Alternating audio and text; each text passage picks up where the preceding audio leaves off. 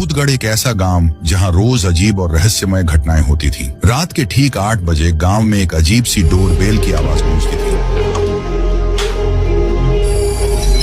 जैसे ही यह आवाज सुनाई देती, लोग डर के मारे अपने घर के दरवाजे बंद कर लेते थे। जो भी दरवाजा नहीं बंद करता, अगले दिन उसकी लाश गांव में एक सूखे पेड़ से लटकी मिलती। गांव वालों को पहले से ही पता था कि रात के अंधेरे में कुछ और ही होता है। राय स्टार भी अपनी आदत के मुताबिक रात होते ही घर का दरवाजा बंद करके सोने चला गया। लेकिन अज्जू भाई, जो हमेशा कुछ न कुछ भूल जाते थे, इस बार भी दरवाजा बंद करना भूल गए। उसी समय एक अजीब सी शापित आत्मा घर के अंदर दाखिल हो जाती है। गुड़िया अज्जू भाई के पास जाकर मंत्र पढ़ने लगती है और अगले ही पल अज्जू भाई गायब हो जाता है। सुबह उनकी लाश पेड़ से लटकी मिलती है। गांव में फिर से वही डोर बेल की आवाज सुनाई देती है।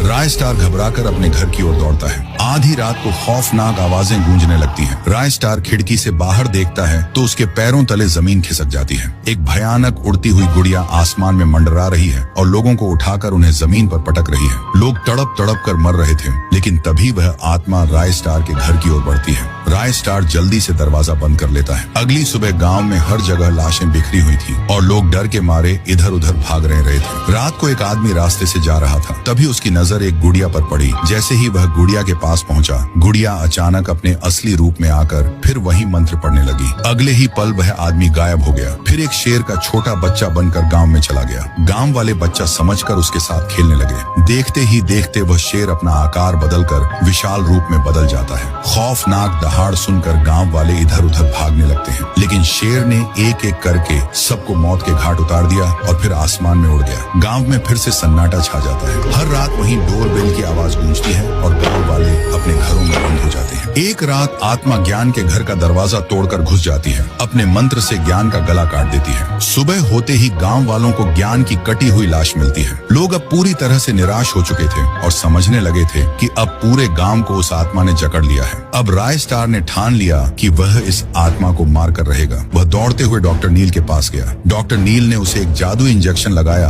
और अचानक राय स्टार में अद्भुत शक्तियां आ गईं। उसकी आंखों में अजीब चमक थी और उसके कपड़े बदल चुके थे। अब वह उड़ने की ताकत से सीधे गांव के बीचों बीच खड़ा हो गया, जहां वहीं डोरबेल की आवाज फिर से गूंजने लगी। आधी रात होते ही आत्मा आसमान में हवा को चीरती हुई सीधे राय स्टार के पास पहुंची। आत्मा ने उसे मारने की कोशिश की, लेकिन राय स्टार ने हर बार उसे नाकाम कर दिया। राय स्टार चिल्लाते हुए बोला, तूने इस गांव को बहुत सताया है, अब तेरा अंत होगा। और अंत में राय स्टार ने उस आत्मा को एक झटके में सर उड़ा दिया।